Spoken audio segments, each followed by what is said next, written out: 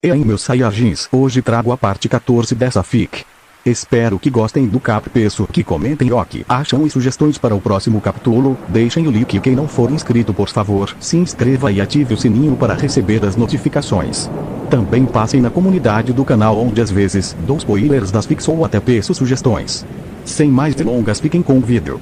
Virgil acorda e percebe que está no avião automaticamente devido ao mal-estar, provavelmente voltando para casa devido aos problemas que a batalha com Thor trairia. Ainda com os olhos fechados, Virgil usa o Aki para perceber os arredores e descobre que estão todos dormindo e ele está novamente no colo de Invilt. Confere quantos pontos de gacha conseguiu na batalha com Thor. Para surpresa de Virgil, ele tinha 20.000. Depois de pensar um pouco, Virgil decidiu abrir 4 gachas de ouro em tal. Falou mentalmente com o sistema. Virgil, sistema 4 gacha de ouro. Virgil estava um pouco nervoso. Essa batalha com Thor mostrou o quanto ainda era fraco nesse mundo. E Virgil, que agora tem amigos e laços, sabe que tem que ser forte para proteger aqueles que ama. Sistema, iniciando gacha. Virgil respirou fundo e corou ao notar o perfume de Invilt, mas focou a sua atenção aos resultados da gacha.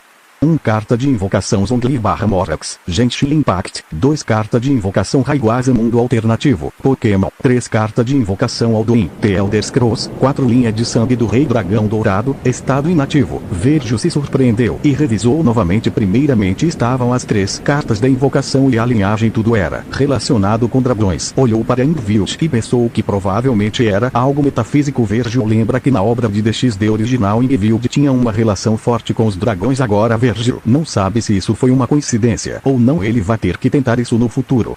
Voltando para as recompensas, Virgil vai primeiro para as cartas da invocação. Primeiro Zhongli ou Morax, também conhecido como o deus dos contratos e Rex Lapis, chinês. Yan Wangdi foi o arconte Geo anterior e um dos 7 que presidiu Liyue.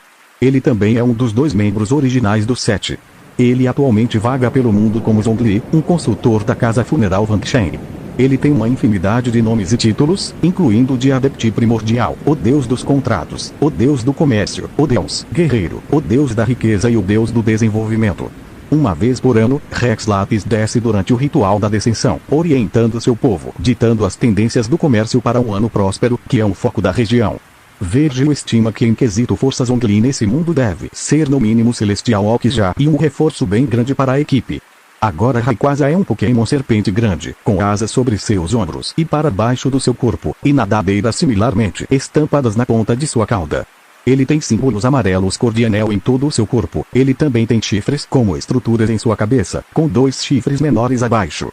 Rayquaza tem olhos amarelos com pupilas negras, que se assemelham aos de Kyogre e Groudon. Ele é notável por sua capacidade de acalmar os outros membros do trio do clima, se eles começarem a lutar. Rayquaza é capaz de disparar vários ataques elementares de sua boca, que são incrivelmente destrutíveis. Devido à sua estrutura, Rayquaza pode voar numa velocidade estonteante e consegue manobrar com facilidade, apesar de seu grande tamanho. Ele também é conhecido por sua capacidade de voar tão alto na atmosfera que pode se tornar completamente invisível visto do chão. Isso era o que Virgil sabia do Rayquaza, mas Virgil estava curioso com o que o sistema queria dizer com mundo alterno. Virgil, sistema o que significa o mundo alterno de Rayquaza? Pergunta com curiosidade para saber se o Rayquaza dos jogos ou do anime. Sistema, esse Rayquaza vem-se um mundo alterno onde os humanos não existem e os Pokémons têm forma humana. Isso realmente surpreendeu Virgil, mas também o entusiasmou ao saber que além dos mundos de anime que ele viu em sua vida passada também houvesse outros, o que o encheu de curiosidade. Agora a outra carta de invocação era um pouco mais problemática. Alduin, às vezes referido como o Devorador de Mundos, o deus do crepúsculo, e o primeiro dragão, é um poderoso dragão que governou os Kiri durante a Era Merética. Adorado como um deus rei pelos antigos nórdicos através do culto do dragão, Alduin é considerado a fonte do panteão nórdico, bem como o arauto do apocalipse, e o deus nórdico do tempo, e acredita-se que tenha um papel fundamental na remodelação do mundo de Nirn. Durante o início da Era Merética, o antigo povo Atmuran adorava numerosos totens de animais que se tornariam o panteão nórdico: o falcão, o lobo, a cobra, a mariposa, a coruja, a baleia, o urso, a raposa e o dragão, como os avatares dos deuses. O dragão foi considerado o mais importante de todos os animais. Portanto, com a aprovação dos dragões, o povo de Atmora e mais tarde de Skirin passaram a deificar os dragões, adorando-os como reis deuses, estabelecendo assim o culto do dragão como o sistema de crenças dominante da antiga cultura nórdica. Virgil estima que assim como Zhongli o nível de poder de Alduin seja de classe celestial ou seja no mesmo nível que Albion e Drair. Agora o que mais entusiasmou Virgil foi o último a linhagem do Rei Dragão Dourado. O Rei Dragão Dourado é metade do Deus Dragão que herda não apenas o poder de destruição, vasta força e resistência do Deus Dragão, também herdou o elemento tempo do Deus Dragão, enquanto o Rei Dragão Prateado herdou o elemento espaço. Além disso, o Rei Dragão Dourado evolui durante combate. Quanto mais ele luta, mais forte fica, além das várias técnicas, como a garra do Dragão Dourado que nega qualquer defesa, fora o fato que além de se fortificar durante combate ao ser uma besta da alma, sua força também cresce com a idade. Mas o que preocupava Virgil era o porquê a linha de sangue estava em estado inativo. Virgil, sistema, porque a linha de sangue do Rei Dragão Dourado está inativa e como posso torná-la ativa? Pergunta preocupado, já que essa linha de sangue seria muito útil para ele. Sistema, a linha de sangue está inativa devido ao fator dragão desse mundo. Não descender do Deus Dragão. Existem duas formas de ativar a linha de sangue, uma delas e praticando cultivo dual com alguém com a linhagem do Rei Dragão Prateado ou devorando a origem dos dragões desse universo. Virgil ficou com cara de poker, sem falar que ele não sabe de onde se originaram os dragões desse mundo. Virgil tem certeza que perderia fácil para tal existência.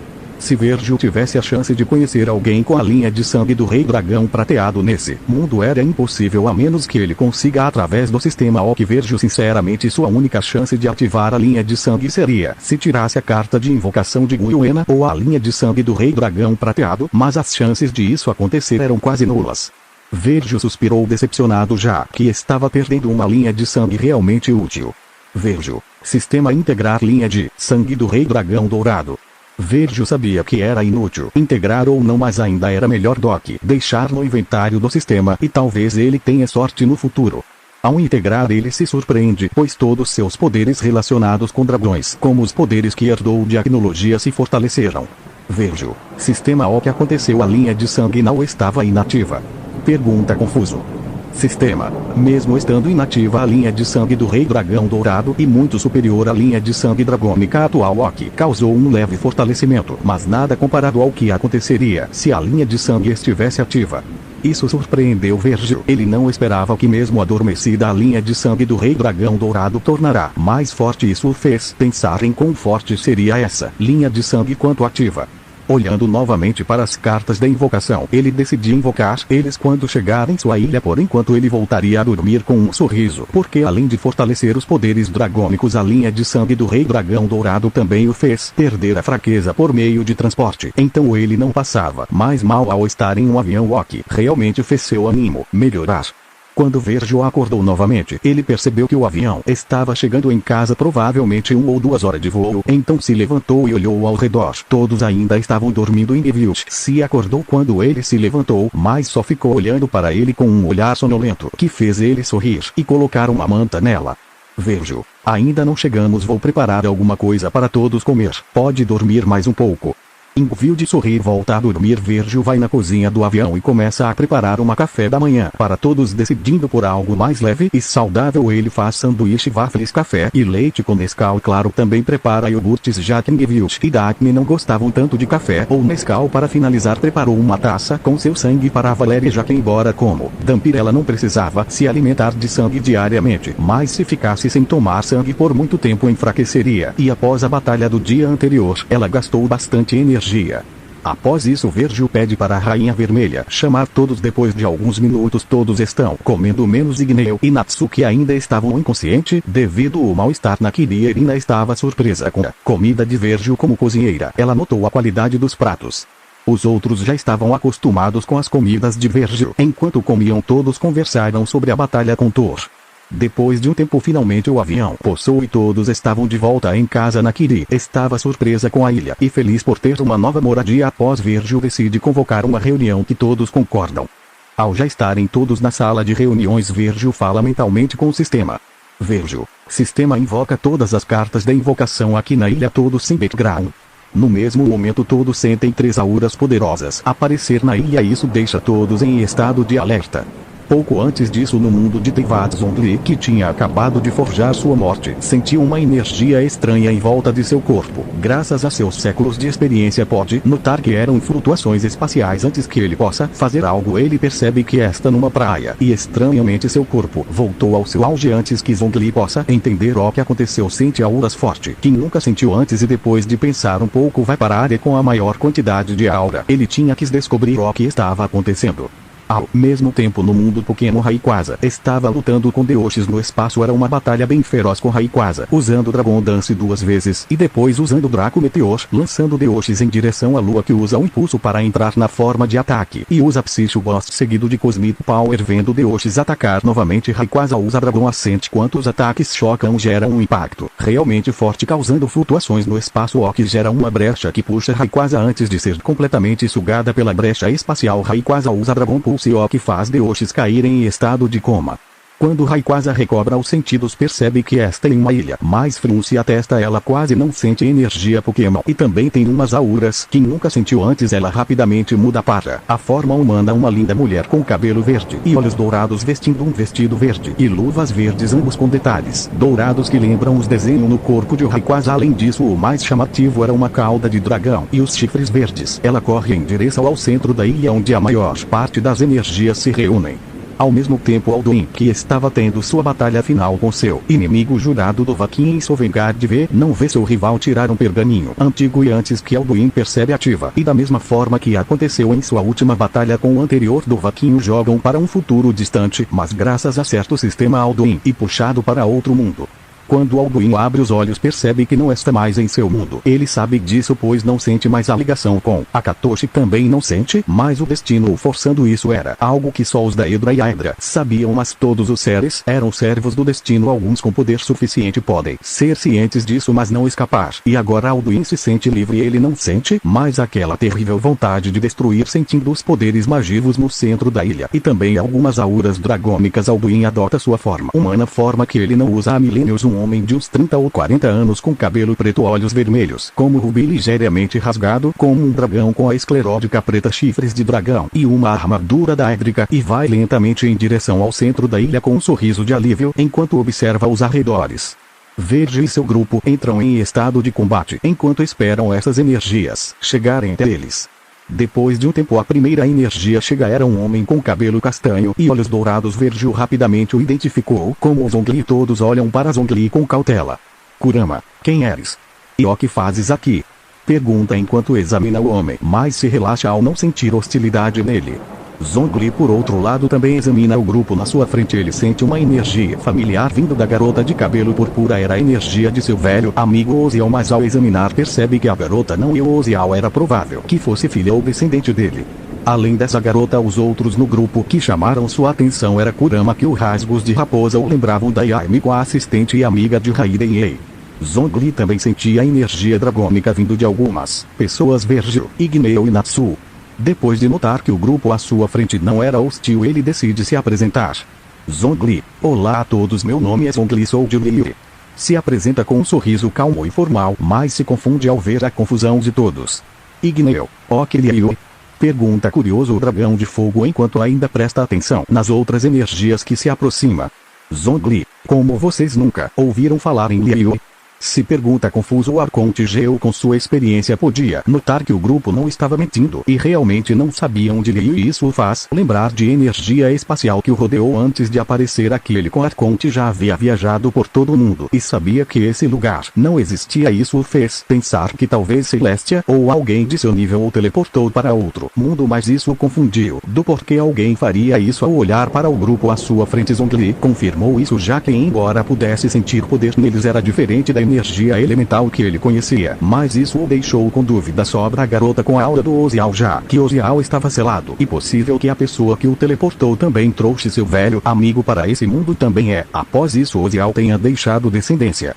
Vergil e o resto do grupo, percebendo que Zhongli não era hostil, se apresentaram, e Vergil aproveitou para apresentar Nexus. Ao escutar os ideais e objetivos da Nexus, o velho Arconte Geo decidiu se unir. Isso se devia a vários fatores, entre ele a existência de Invilt era o principal. Outro era o fato que não sabia nada desse novo mundo, e se unir a essa organização poderia dar informações que ele precisa. Antes que possam se relaxar, outra pessoa chega. Era uma mulher com cabelo verde e olhos dourados, vestido verde com uma cauda de dragão e chifres verde. O demora para a reconhecer. Nunca imaginou que Rayquaza fosse uma mulher. Sempre imaginou que a forma humana de Rayquaza seria a de um homem parecido com Gilgamesh, com a aura de um rei. Nunca imaginou a bela mulher à sua frente. Igneo, quem eres? E o que fazes aqui? Pergunta enquanto examina a mulher, mas se relaxa ao não sentir hostilidade nela. Kurama olha para Igneo de forma estranha ao notar que o dragão de fogo roubou sua fala, mas não diz nada e examina a mulher enquanto ainda mantém um olho em Zhongli. Afinal, embora o Arconte tenha se juntado a Nexus, pode ser para fazê-los abaixar a guarda, então fica atento. Rayquaza, meu nome é Rayquaza, mas podem me chamar de Ray. Diz com voz fria e arrogante, digna de uma rainha. Ela analisa o grupo à sua frente, sente a força de todos, mas sua atenção se foca em Virgil e em Wilde porque sente o cheiro de pokémons nos dois. Isso se devia a Morrigan e a Pinguina. Fora esses dois, Rayquaza também sente auras dragônicas em Igneo, Zhongli, Natsu e Virgil. Em Virgil ela acha que pode ser por ter um pokémon tipo dragão, mas estranha o fato dos outros três, porque se fosse o mesmo pokémon, eles também deveriam ter cheiro de pokémon. Igneo, e o que queres aqui? Pergunta com cautela Nao, e que ele tenha medo, mas ele sabe que se tiver que lutar com ela pode afetar as crianças e a base, sem falar que tem outra aura mais forte se aproximando e ele não sabe se Zhongli é realmente um aliado. Rayquaza, eu cheguei aqui por acaso, estava numa batalha quando uma fenda espacial me trouxe até essa ilha. Diz com calma enquanto tenta entender sua situação, afinal ela não podia sentir a aura de nenhum outro Pokémon, só conseguindo o cheiro em Virgil e em Wilde que a deixava incômoda. Antes de vir aqui ela tinha tentado se comunicar com sua irmã Kyogre através do mar, ou seu irmão Groudon na terra, mas ela não sentiu nenhum pingo da aura deles ou outros Pokémons, o que por um tempo a fez pensar que viajou para um mundo sem Pokémon. Foi só quando sentiu o cheiro e aura familiar em Virgil e em Wilde que ela se acalmou. Ao escutar o que Rayquaza falou de uma fenda espacial, fez todo o grupo se surpreender. Zhongli se lembrou da energia espacial que o rodeou e até pensou que Rayquaza estivesse na mesma situação que ele, mas depois de analisar melhor as palavras de Rayquaza se deu conta que a fenda espacial foi criada devido à batalha, o que mostrava duas coisas: ou o nível da batalha foi muito alto, ou ela ou o oponente dela tinha habilidades relacionadas com o espaço. Todos chegaram em uma conclusão similar e aumentaram ainda mais sua cautela antes que possam seguir a conversa. A outra aura chega e todos veem o homem de 30 ou 40 anos com chifre de dragão chegar caminhando calmamente. Agora Virgil realmente estava surpreso. Ele não esperava que Alduin tivesse uma forma humana e muito menos usasse uma. Innecessário saber que durante todas as cenas que Alduin aparece no jogo ele mostra ódio pela humanidade. Além disso, todos também se surpreendem pela aura de poder e soberania de Alduin. Grau, o que hoje parece que entramos na toca do dragão. Diz cansado em voz baixa, mas devido a todos serem pessoas fortes, todos escutam e olham para Gray, que se esconde atrás de Natsuo, que causa algumas risadas e alivia a pesadez do ambiente. Kurama e Igneo se olham para ver que pergunta. Dessa vez Igneo nega com a cabeça e Kurama, ao ver isso, volta sua atenção para o último convidado surpresa. Kurama, bom, quem é você e o que queres? Pergunta cansado, olhando para o homem à sua frente. Alduin não se surpreende por não o reconhecer em sua forma humana, afinal não o usava há muito tempo, sem falar o fato que graças ao The Elder Scrolls que Dovahkiin usou ele foi chocado, sabe-se lá quantos anos no futuro, talvez 100 anos ou talvez até 5.000 ou mais, sem falar que além da força do destino, ele também não sente a aura de nenhuma Aedra ou Daedra, o que o fez pensar que talvez nesse futuro todos os Aedra e Daedra foram mortos. Ao examinar o grupo à sua frente, Alduin se surpreende ao sentir que muitos deles são dragões ou têm aura dragônicas bem fortes, principalmente Virgil, como devorador de mundo e primeiro filho de Akatosh, o deus dragão de Nirn. Podia sentir que a verdadeira linha de sangue dragônica do garoto estava adormecida, mas mesmo assim surpreendeu Alduin. Alduin, sou Alduin, filho de Akatosh. Se apresenta com seriedade, com um tom de orgulho e arrogância, sem notar as expressões confusas de todos. Natsu, aka quem? Se pergunta confuso, com sua cara de estúpido natural, olhando para Igneo em busca de uma resposta. Isso surpreendeu Alduin, já que, embora ele não sinta mais a ligação com seu pai, ele sabe que tem dragões nesse grupo e eles também pareciam não saber quem é Akatosh. É preciso saber que todos os dragões Nirn nascem sabendo quem é Akatosh, o deus criador dos dragões. Isso só podia significar uma coisa: ele não estava mais em Nirn e sim em um universo paralelo. Alduin sabia dos universos paralelos graças a um de seus tios Hermaios Mora, deus do conhecimento. Rayquaza, sabe, esperava mais cortesia, então deixe-nos terminar nossa conversa. Diz olhando para Alduin de forma fria, já que a chegada do final boss de Skirin atrapalha sua conversa. Mas quem era Alduin, o devorador de eras? Embora boa parte disso era devido ao destino, Alduin também tinha sua arrogância. Alduin, como sou mais forte que tu, garotinha, e óbvio que tenho mais direitos. Diz encarando a dragoa da estratosfera, que se irrita e começa a liberar mais poder. Rayquaza, quem você tá chamando de fraca, seu velho de quinta categoria? Diz com os olhos brilhando em amarelo. Alduin também começa a soltar seu poder e ambos se preparam para uma batalha aparentemente iminente. Vejo, chega, vocês dois não reconhecem a situação em que aparentemente estão. O grito do albino faz os dois se acalmarem, mas ainda se olham feio e depois olham para Virgil com interesse, esperando que seguisse falando. Virgil, aparentemente vocês dois, assim como Zhongli, vieram de outras dimensões ou universos. Virgil se acalma um pouco e vê que todos estão mais calmos. Rayquaza e Alduin olham para Zhongli com interesse, já que não sabia que era um ser de outra dimensão como eles, e pensam no que Virgil falou era um fato. Eles tinham que conseguir mais informações dessa dimensão e também se tem forma de voltar à sua dimensão original. Naus, mal intérprete, Alduin queria isso para tentar trazer seus familiares para um mundo onde o destino não os controle. Já Rayquaza, ela quer terminar sua luta com Deoxys e também tem que cuidar que seu irmãozinho e irmãzinha não se matem ou destruam todo o ecossistema de novo. De resto ela realmente não se importa muito. Após isso, Kurama convida os dois para Nexus, que depois de pensar um pouco aceitam e se unem a Nexus. Após uma semana, que foi tempo suficiente para todos se enturmar e os novos membros e velhos membros se conhecerem melhor. Resumindo, Alduin e Igneo se tornaram amigos bem próximos devido a terem pensamentos iguais sobre a glória da raça dragônica. Kurama e Zhongli também se aproximaram bastante, e Zhongli também se enturmou com todos. Ele ainda não perguntou sobre Ozial ou coisas do tipo, mas leu bastante na área de história em busca de pistas, mas não encontrou nada até o momento. Já Rayquaza, ela se enturmou bastante com as garotas, apesar da diferença de idade. Ela também conheceu Morrigan e Benguina, de que ficou mais próxima. Ela tentou ensinar as duas e mudar para a forma humana, mas até o momento Morrigan e Benguina apenas conseguem falar como humanos. De acordo com Rayquaza, isso se deve ao fato de elas nunca terem treinado para mudar de forma, mas que em breve ambas vão poder mudar para a forma humana. Oki entusiasmou ambas. Além disso, Morrigan também ficou mais pegajosa com Virgil. Oki causou ciúmes em Evilt, Daphne e Valerie. Atualmente Virgil estava indo na biblioteca para falar com Daphne. O motivo era que estava chegando na época de irem para Hogwarts. Virgil sabia que Daphne queria ir, não só pelos conhecimentos ocultos em Hogwarts, mas sim por sua irmã menor, Astoria Greygrass, que sofre de uma maldição de sangue. Ambas irmãs eram bem unidas e tinham uma relação forte. Um dos motivos de Daphne estudar várias magias que não existem no mundo mágico, Daphne estava tentando achar uma cura. O único motivo pelo qual ela não levou sua irmã quando fugiu de casa era a maldição de sangue. Atualmente Daphne achou duas formas de acabar com a maldição, uma usando magia de sangue para purificar o sangue de Astoria e a outra com a ajuda de Valerie e Sephiroth Grau. Então eles decidiram ir a Hogwarts, mas agora iriam discutir os detalhes. Ao chegar na biblioteca, Virgil vê que hoje Daphne estava sozinha. Normalmente Valerie e Envilt vinham ler junto com ele. Virgil se senta e Daphne percebe sua presença e larga o livro e olha para Virgil, já sabendo o tema da conversa. Daphne, então quais são os planos?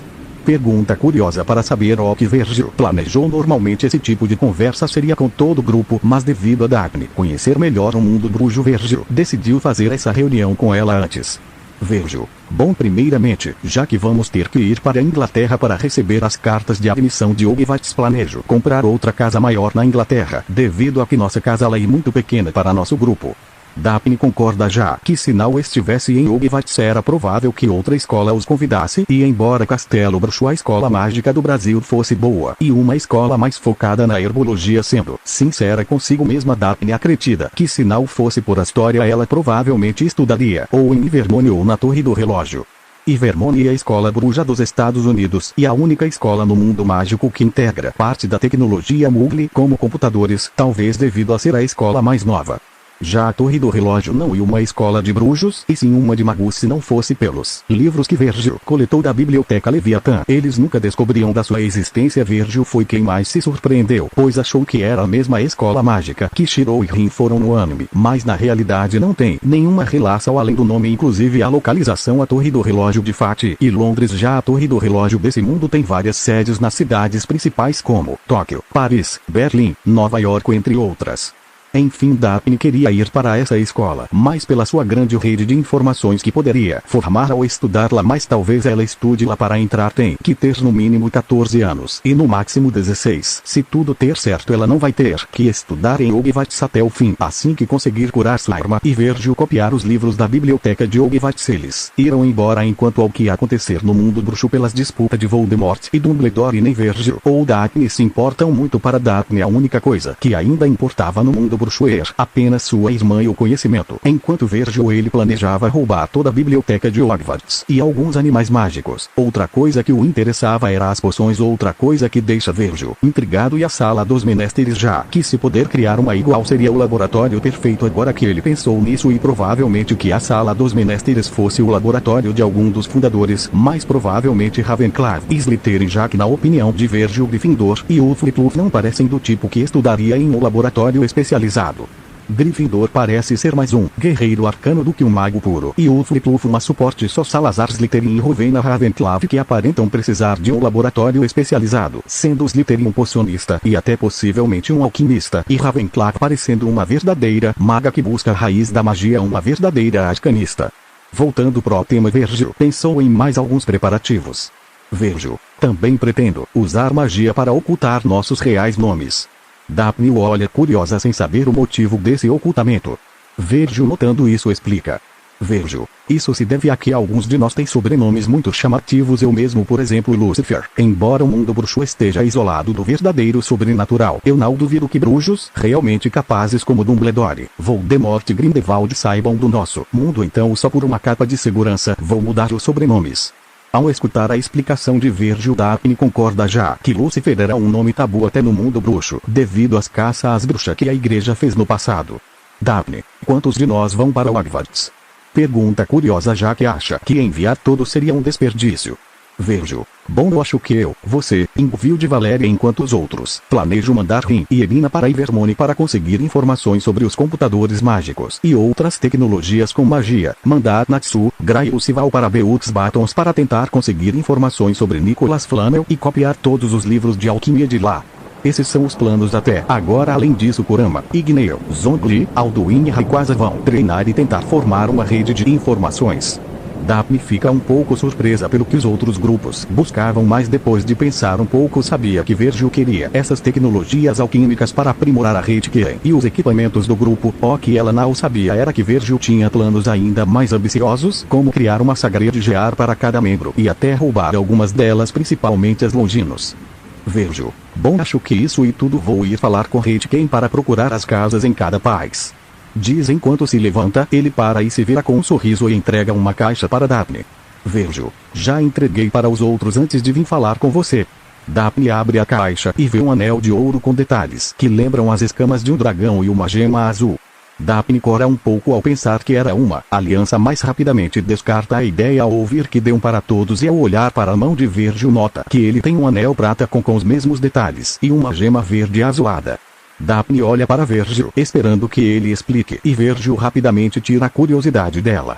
Virgil: são anéis que fiz para os membros da Nexus. Eles têm várias funções, como um espaço de armazenamento de 50 metros cúbicos, uma ligação mental para caso algum de nos precisar informar alguma coisa, teleporte em caso de emergência, e por último, mas não menos importante, análise corporal. Se alguém de envenenar ou enfeitiçar o anel, não só purificará seu corpo, como também avisar todos da Nexus. Diz Virgil com um sorriso orgulhoso. Pelo seu invento ele o construiu tanto com runas como com selos. O anel também tem uma função oculta. O anel suga mana ambiente e aguarda em caso de perigo extremo. Pode curar o usuário ou causar um potente ataque de energia. Após explicar como usar o anel para Daphne, Virgil volta para seu quarto e se relaxa em seu computador enquanto fala com Redken. Virgil: Redken, me dê uma busca de todos os castelos à venda na Inglaterra e me diga qual o mais longe da civilização. Redken: ok, mestre. Depois de um minuto, Redken volta a falar. Redken: pesquisa pronta. O melhor lugar foi o castelo de Brancepet. É um castelo na vila de Brancepet, no condado de Durham, Inglaterra, cerca de 5 milhas a sudoeste da cidade de Durham atualmente, custando 50 trilhões de dólares. Virgil vê imagens do castelo e sorri satisfeito. Virgil: me conte um pouco da história desse castelo. Pergunta um pouco intrigado com a história de sua futura nova propriedade. Redken: uma sucessão de edifícios esteve no local. O primeiro foi um castelo normando construído pelos Bulmers, que foi reconstruído pelos Nevilles no final do século XIV. Por muitos anos o castelo foi propriedade da família Neville até que em 1569 foi confiscado pela coroa após o envolvimento da família na Revolta do Norte. Houve vários outros proprietários desde então. No início do século XVII, a propriedade foi concedida pela coroa a Robert Carr, primeiro conde de Somerset, de quem posteriormente confiscou o castelo de volta devido ao seu envolvimento em um escândalo de envenenamento. Em 1636, 3 homens que compraram o castelo dos comissários do rei em 1633 o venderam a Ralph Colley de Newcastle. Seu neto, Sir Ralph Colley, segundo baronete, vendeu a propriedade em 9 de abril de 1701 a Sir Henry Belazyse, cuja filha estava envolvida com Bob Shafto e que teria inspirado a famosa canção. Em 1796, o castelo foi adquirido por William Russell, 1734-1818, de Neverbutler, perto de Sunderland, o rico banqueiro e dono de uma mina. Seu filho Matthew Russell, 1765-1822, membro do parlamento por Saltash em 1818, gastou generosamente na reconstrução do castelo na década de 1820. O edifício atual é em grande parte seu trabalho, segundo os projetos do arquiteto John Patterson, e depois melhorado em meados do século XIX por Anthony Salve para William Russell, alto-xerife de Durham em 1841. Durante a Primeira Guerra Mundial, o castelo foi usado como hospital por convalescentes do Hospital Geral de Newcastle. Em 1939, tornou-se o quartel-general regimental da Infantaria Ligeira de Durham, que ergueu um acampamento militar com mais de 100 cabanas ao sul da vila durante a Segunda Guerra Mundial. A Infantaria Ligeira de Durham deixou o castelo em 1962. Virgil, bem parece que o lugar tem bastante história. Diz com uma veia estourando em sua testa por tanta informação que Hitchcock trouxe ele só espárava o básico após pedir que Hitchcock comprasse o lugar e arrumasse todos os trâmites arqueando o que fosse necessário. Virgil, agora uma casa nos Estados Unidos. Pede para Hitchcock buscar uma enquanto pensa em que tipo de casa queria lá. Hitchcock, senhor, a mansão Fort está à venda por 175 milhões. Virgil olha algumas fotos da mansão Forte e sorri satisfeito com a arquitetura das casas além de ver fotos de uma piscina. Virgil, pode comprar mais mídia informações da casa também. Pegue as informações já que só por fotos não dava para imaginar como era realmente o interior. Hitchcock, originalmente construída pela família Ford em 1960, esta casa de quase 170 mil em Hamptons se tornou a maior e mais cara do estado de Nova York, estando sendo vendida atualmente por 175 milhões. Para se ter uma ideia, a mansão abrange quase 3 quilômetros de comprimento do Oceano Atlântico e apenas a casa principal tem 1.800 m distribuídos em 3 as diferentes com 12 quartos, 12 banheiros, 4 amplas salas de estar, biblioteca, cozinha profissional na parte interna e externa, casa para hóspedes e funcionários, piscina aquecida, quadra de basquete, de tênis, spa, um grande gramado e um caminho privado que leva até a praia. Apesar de ainda possuir detalhes originais, como um mármore italiano. Virgil sorri satisfeito já que, embora não vá morar lá agora, futuramente pode ir para qualquer uma de suas propriedades. Virgil, ok, agora a casa na França. Hitchcock começa a outra busca enquanto Virgil arruma as coisas para um banho depois das compras. Hitchcock, o Domaine da Guinness é uma propriedade única, oferecendo uma vista dominante do Vale Verdun Gorges. Patrimônio do Renascimento e do domínio de Henrique IV, o castelo, restaurado por Balthazar de Gautier, domina majestosamente o Lago Saint-Croix, com uma vista notável até o Planalto de Valensole, aos Prealpes e a Cordilheira de Luberon. O edifício tem mais de 3.000 m2 de superfície em excelente estado de conservação. Quadrado, maciço mas de estrutura elegante, com torres redondas em cada esquina, rematadas por telhado de telhas Moulstiers. Existem várias salas de recepção, algumas das quais decoradas com estuques, numerosos quartos, suítes ou apartamentos privados, ou mesmo quartos dedicados à arte, ao bem-estar ou ao trabalho. Uma capela completa o caráter simbólico deste local. Esta propriedade excepcional estende-se por mais de 15 hectares, onde as vinhas convivem com jardins insocalcos, lagos e fontes relembram a história do lugar, e a piscina funde-se com o azul do lago. Seu L. confere-lhe um luxo adicional. Ele pode autorizar todos os projetos. O amante do local que decidir investir terá a opção, para além do investimento no terreno, de guardar zelosamente este cenário, ou de transformar esta joia e as suas inúmeras dependências num hotel com 25, 30 quartos de caráter.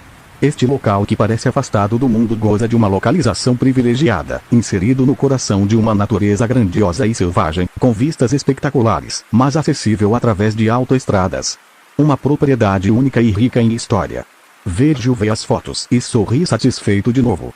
Virgil, como sempre nunca me decepcionas, Red Kane, contra o domaine da Ignis também. Após isso Virgil vai para o banheiro onde toma um banho relaxante em sua banheira. Enquanto ainda estava relaxando na banheira Virgil decide revisar os seus status. Virgil, sistema me mostra meus status. Nome, Virgil Lucifer. Idade, 10 anos. Peça, rei, dá um impulso de 50 para o status. Aumenta o impulso se a força do usuário aumentar ou a nobreza aumentar. Nobreza, Virgil, rei, Ingvild, rainha, Daphne, bispo, Valerie, bispo, Natsu, torre, grau, torre, Lucy, Piau, Rin, cavalheiro, Erina Nakiri, Piau, nível de poder, classe rei familiar, Morrega, raça, Gengar Shini Ivsal 31, Pinguina, raça, Empoleon Shini Ivsal 31, Vinki Alfa doméstica. Fichas, Gilgamesh, 100%, Acnologia, 75%, Akumas no Mi, Goro Goro no Mi sem efeitos secundários, Zushi Zushi no Mi sem efeitos secundários. Autoridades, Morte, 5%, Propriedades, Ilha do Cavaco, Casa em Romênia, Casa em Inglaterra, Castelo de Brancepet, Mansão Forte, Domaine da Ignis. Raça, Semideus Dragão Demoníaco, Demônio DXD Verse Deus Anis Umfati, Artemis Pjo, Dragão Fairitaio, Linhagens, Acopladas, Sparda, DMC, Artemis, Mitologia Grega, Uzumaki, Naruto, Rei Dragão Dourado, Douro Dalu, Inativa Sagred, Gear, Zenith Tempest Fantasma Nobre, Gate of Babylon, Jardins Suspensos da Babilônia. Estatísticas, Car, 1500, Demônio Classe Rei, STR, 1500, Demônio Classe Rei, VIT, 2100, Demônio Classe Transcendente, Dex, 1500, Demônio Classe Rei, INT, 1650, Conhecimento e Mana no nível Rei, SP, 2800, Demônio de Classe Transcendente, Luke, e algo que não se pode quantificar mais como alguém que cruza de mundo e tem um sistema não deve ser baixa. Habilidades, Gamers Word, o usuário recupera 75% de todas as estatísticas ao dormir. Gamers Mint, o usuário é imune a controle mental, leitura mental e a memória aumenta em 50%. Corpo demoníaco, ao ser o meio demônio da linhagem de Lúcifer o usuário recebe talentos com magia de luz e escuridão ganhando certa imunidade a esses elementos embora baixa além de todas as habilidades normais para os demônios como visão noturna, asas de demônio e linguagem demoníaca, capacidade de falar qualquer idioma. Magia de luz. Ao ser descendente de Lúcifer o usuário recebe a capacidade de usar e manipular magia de luz, mas ao ser o meio demônio recebe dano ao usar tais habilidades. Magia de escuridão. Ao ser descendente de Lúcifer o usuário recebe a capacidade de usar e manipular magia de escuridão e além de se fortalecer em lugares escuros. Golden Rule. Estando fadado a uma vida repleta de riquezas, ele pôde viver como um milionário. Gilgamesh vive a vida de um nababo e não teve problemas financeiros durante toda a sua vida. Na lenda, ele reivindicou todos os tesouros do mundo como seus e disse que possui uma riqueza infinita em sua capital dourada. Os originais dos fantasmas nobres preservados em seu tesouro foram coletados nesse período. Embora essa habilidade pareça não ter relação com a batalha, ela desempenha um grande papel no armamento de Gilgamesh. Manipulação de poder demoníaco. Virgil é capaz de imbuir seu poder demoníaco em objetos para aumentá-los. Ele usa principalmente seu poder demoníaco para criar armas que podem ser usadas para diversos fins. Combate. Depois de um longo treinamento Virgil adaptou seu novo corpo a seu estilo de luta seja com armas de fogo, armas brancas ou combate corpo a corpo. Reforço corporal. Ao fazer sua mana fortalecer seu corpo muitas vezes seu corpo se adaptou e fortificou e ganhou certa resistência à magia sense. Os sentidos de Virgil foram aprimorados para a magia tanto visão, olfato, audição, paladar e lhe dá um sexto sentido que o permite sentir as coisas ao seu redor. Clarividência. O permite ver um pouco do futuro. Esse poder é herdado da deusa Nis, um corpo semidivino. Fisiologia de um semideus, que garante ao mesmo reflexos e todos sentidos elevados ao máximo, fora N precisar de necessidades básicas com frequência. Olhos do Imperador. Virgil tem posse do poder ocular do Imperador, que possui 3 aplicações: cegueira, previsão e termal. Cegueira. Se Virgil olhar para os olhos do inimigo / encará-lo, ele pode aplicar cegueira temporária por 2 turnos. Previsão. Virgil tem a capacidade de observar detalhadamente cada parte do corpo do inimigo, predicando seu próximo movimento físico. Termal. Seus olhos possuem a visão termal por padrão. Aura do Rei. Ao ser um rei, desde o nascimento Gilgamesh tem uma aura única que o ajuda a conquistar a lealdade de seus súditos e soldados.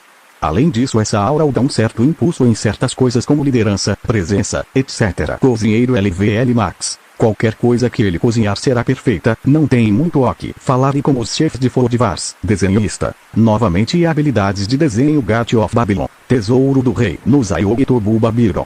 É a capital dourada e o tesouro do rei de Gilgamesh. Além disso, a chave de ouro a ela ligada.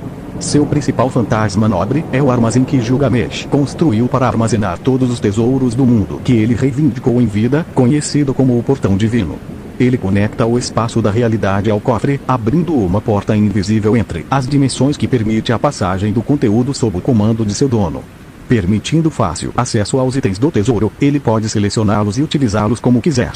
A classificação do fantasma nobre muda de EA devido a refletir as classificações do conteúdo do tesouro.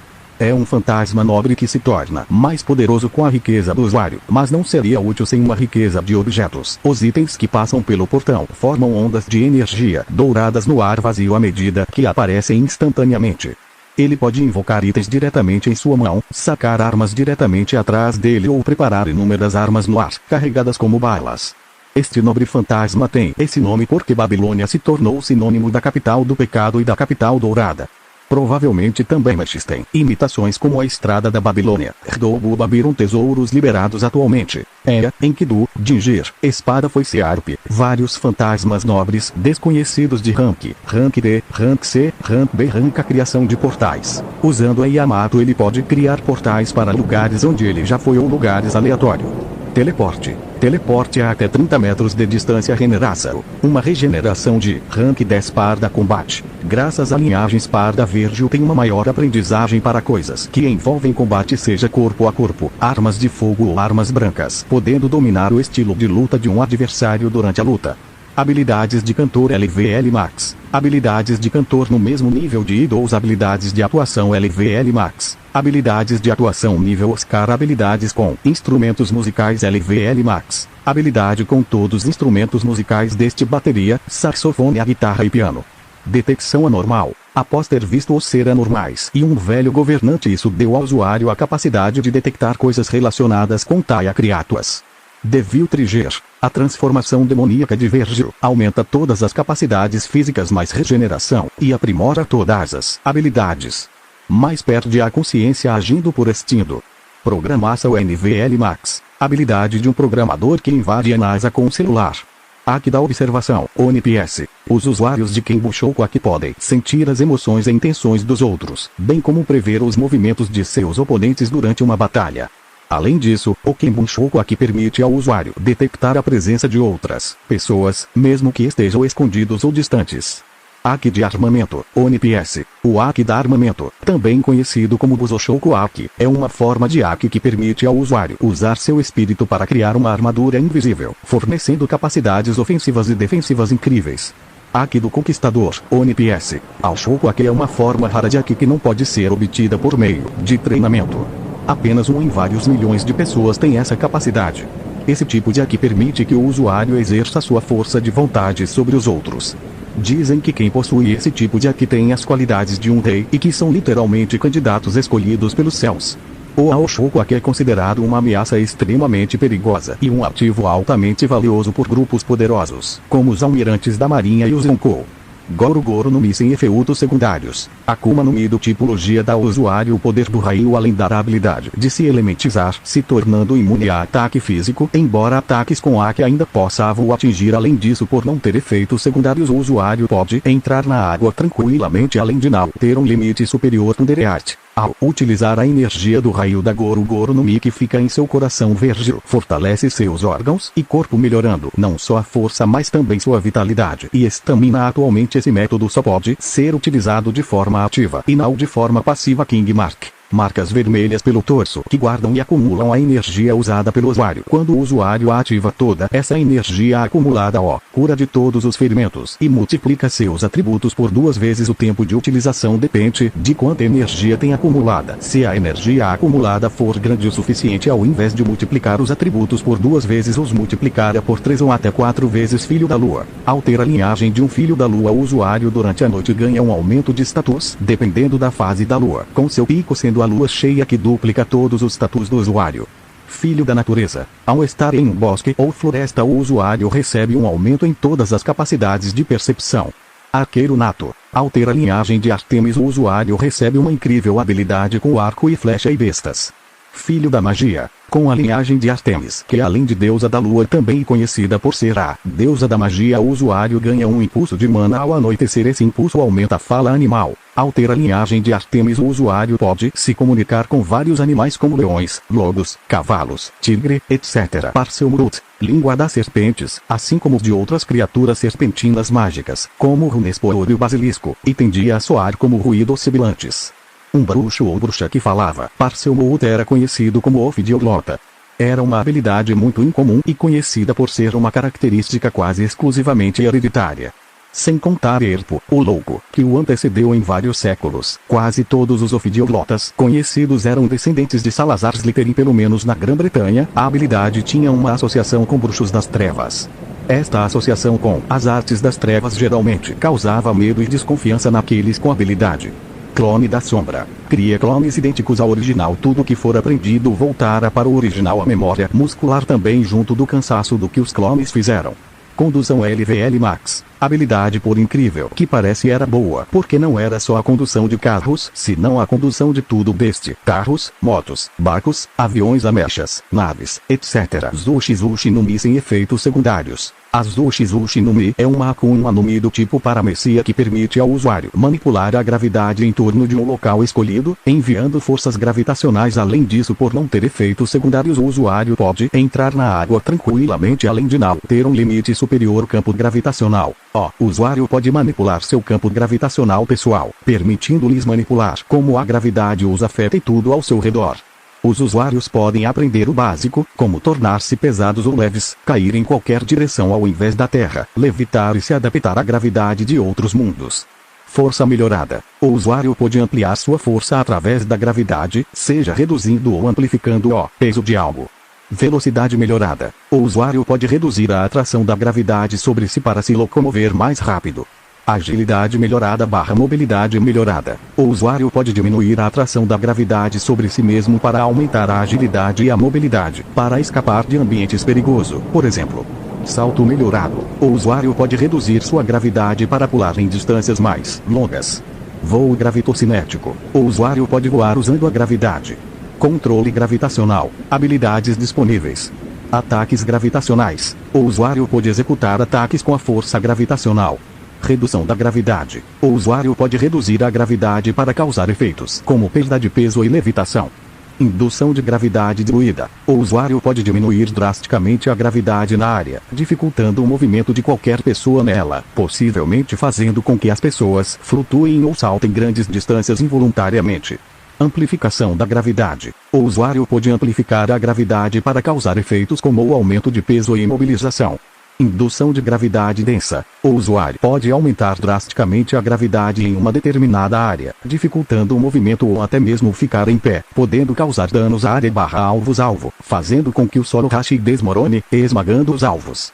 Eletromagnetismo. Atração e repulsão. Atrair ou repelir metais e outros materiais condutores. Deflexão. Defletir projéteis de metal e outros condutores. Desmagnetização. Remover as propriedades magnéticas de metais ferrosos. Eletrorecepção. Detectar distúrbios em campos eletromagnéticos. Magnetização em metais ferrosos. Magia de Dragon Slayer. Metsurina. Como um dos primeiros seres humanos que entraram na Guerra Civil de Dragão, a tecnologia também foi um dos primeiros Dragon Slayers trazido à existência. Com o tempo, no entanto, como ele matou muitos dragões, ele próprio foi, finalmente, se transformando em um dragão, devido ao uso excessivo de sua magia. 9. Embora ele mantenha a capacidade de mudar de volta para a forma humana na vontade. Dragon Slayer de magia Dragon Force. Bloqueada. Forma dragão. Bloqueada. Amon. O Amon, Lit. Ondulações, também comumente referido por seu nome em inglês de Ripple, é uma energia usada na antiga forma de artes marciais, Sand Lit. Caminho do eremita/mago. Por meio da respiração autocontrolada, uma pessoa treinada pode produzir uma energia que se manifesta como ondulações por todo o corpo e que é idêntica à energia do Sol, em oposição polar à energia exercida por vampiros, zumbis e homens do pilar. Respirações de Kimetsu. Respiração do trovão. A respiração do trovão é um dos 5 principais estilos de respiração, derivada diretamente da respiração do Sol. O usuário concentra a força diretamente nas pernas. Sua cor característica em Mexernis é amarelo. Respiração da lua. Esta respiração utiliza movimentos que imitam a lua, utilizando das técnicas, habilidades e movimentos do usuário. A maior parte de suas formas conhecidas são técnicas de esgrima padrão, tendo como foco a execução de golpes rápidos e poderosos, que sempre seguiram o padrão de uma lua crescente. Por conta de sua vasta gama de técnicas, esta forma de esgrima é uma grande mistura de ataque e defesa, sendo similar à respiração primordial. Este estilo é utilizado unicamente pelo Lua Superior de número 1. Respiração do Sol. Tanto a dança do Deus do Fogo como a respiração do Sol são estilos de respiração que mimetizam o Sol e replicam os movimentos, técnicas e habilidades do usuário. Todas as técnicas e formas são extremamente variadas e não têm um padrão definido, fazendo dele o mais versátil e efetivo contra Onis. Usuários que dominaram a respiração do Sol veem a si mesmos aparentemente manipulando chamas solares ao liberar suas técnicas. Tanjiro Kamado também tem notado que usando esse estilo tem aumentado seu poder total e velocidade. Respiração do vento. A respiração do vento traz consigo um leque de violentos e ferozes golpes, capazes de realizar cortes limpos sem que ao menos sua lâmina seja tocada por uma única gota de sangue. Os ventos furiosos de um único balançar da espada são tão fortes que podem levantar rochas de grande porte juntas, ou até mesmo varrer as folhas de uma floresta inteira, sendo seus usuários treinados para serem capazes de realizar movimentos violentos que em situações comuns partiriam seus ossos, em troca de uma menor precisão e maior devastação. Respiração da fera. A respiração da fera é um estilo de respiração que imita bestas/animais selvagens, especificamente sua natureza imprevisível, feroz e selvagem, incluindo movimentos, ataques e sentidos, e o réplica com os movimentos, técnicas e habilidades do usuário. A maioria, se não todas, as técnicas e formas conhecidas são movimentos e ataques simples, diretos, mas selvagens, imprevisíveis e animalescos, embora um deles utilize o poderoso sentido do toque para replicar os sentidos primitivos de um animal. Rokushiki. Soru permite aos usuários se locomoverem em velocidades extremamente altas, a fim de evitar ataques, bem como para atacar com mais velocidade e mais poder. Kami permite ao usuário relaxar o corpo e fazê-lo assumir as características de um pedaço de papel. Isso concede ao usuário uma flexibilidade extraordinária que lhe permite evitar quaisquer ataques. O corpo neste estado de papel também permite ao usuário flutuar no vento, bem como a capacidade de dobrar e contorcer seu corpo. Rankiaku é uma poderosa técnica de projétil, na qual os usuários chutam o ar em alta velocidade e força, enviando uma lâmina de ar cortante. No entanto, foi demonstrado que quase qualquer comprimento de apêndice, tal como uma cauda ou pescoço, em velocidades elevadas também são capazes deste movimento. Ghostblade. O usuário pode criar armas com lâminas, incluindo punhais, espadas, do nada ou moldando a energia. Dependendo da energia que a arma é feita, ela pode possuir uma variedade de habilidades e ser muito eficaz tanto no combate ofensivo quanto no defensivo, incluindo cortar praticamente qualquer coisa. Terreno elemental. Quando Vergil modifica o terreno como exemplo, faz uma tempestade. Durante a tempestade, os ataques baseados em raios e água gastam menos mana e são mais fortes que o normal, porém os ataques de fogo são mais fracos. Tempest Absolute. Ao usar a Goru no Mi, Zenith Tempest aqui da observação, essa técnica pode captar ondas eletromagnéticas do ar, permitindo-lhe ouvir conversas e tudo ao seu redor com um alcance extraordinário de 100 km. Além disso, com o poder da Goru no Mi e Zenith Tempest, ele pode controlar o clima nessa área de 100 km. Claro, quanto maior for a distância, mais fraco e seu controle. Shanatba Imuru, a estrela onisciente e onipotente, Zenshinaru e a Zenu Oshishanakupa Irumo, é a mentalidade de Gilgamesh sublimada em um fantasma nobre que se diz ter se espalhado por todos os cantos do mundo, como se o brilho das estrelas, vendo através de toda a criação. É um fantasma nobre do tipo continuamente ativo, que não exige que seu nome seja invocado, mas presume-se que Gilgamesh o mantém intencionalmente contido. Possuindo uma tremenda eficiência, ele pode discernir verdades fortemente ocultadas com um único olhar, desde o verdadeiro nome em fantasmas nobres até possivelmente até mesmo ver através de um pedaço da verdade do fim da história humana nas grandes ordens do destino/grande ordem. Ao liberar seu verdadeiro nome, funcionará como uma forma de instrução para ele guiar os outros com as táticas mais otimizadas, aumentando simultaneamente o poder de ataque e o poder de defesa de toda a sua equipe perto de sua posição. Gilgamesh é um usuário de clarividência com um sentido de visão vários níveis acima do comum. Ao enfrentá-lo em um jogo como xadrez, ele afirma que mesmo alguém fazendo previsões avançadas e lendo o fluxo do jogo já terá perdido naquele momento. Ele não lê o futuro do tabuleiro de xadrez, mas em vez disso olha para ele e o supervisiona, permitindo que o movimento correto esteja sempre visível para ele. Mesmo em algo como um jogo de cartas, o requisito mínimo para jogar contra ele em igualdade de condições seria tirar a mão exata necessária. Ele também pode ver as possibilidades de vários mundos paralelos se assim o desejar, como ser capaz de ver sua participação na Quarta Guerra do Santo Graal de Fonuke e até mesmo vislumbrar o mundo do destino/ataraxia oca, embora acidentalmente.